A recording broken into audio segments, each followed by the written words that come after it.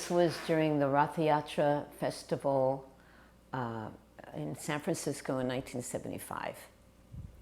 So Srila Prabhupada was giving a class about who is eligible for punishment, who is qualified to be punished. And he said according to someone's mental state and the crime that he has performed, he's brought in front of the magistrate and then he is judged. And he said that children are not punishable. And so there was a lot of devotees in the audience and everyone cheered. Children are not punishable. And then he said, women are also not punishable. And everyone cheered even more.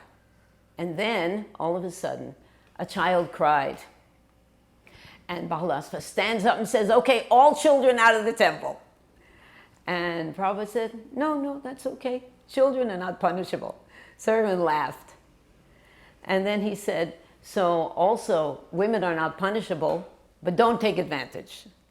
And then also everyone laughed. And he said, children are not punishable, women are not punishable, saintly people are not punishable, and old men are not punishable, and cows are not punishable. So he said, in this assembly, no one is punishable. Everybody cheered. That's my big story. There was also one light that was always on across the street from the temple. It was always, somehow or another, this light was always on, even though it was daylight. And Prabhupada had told the devotees, what is that light doing on? So it went on. He was very, very concerned that the light should not remain on during the day. This is conservation of Krishna's energy. Also, sometimes he would be writing, drop a pen, and then put it to his head. And he saw everything in relation to Krishna. Then I remember when Srila Prabhupada left, we were in Los Angeles, and there was a big, big celebration.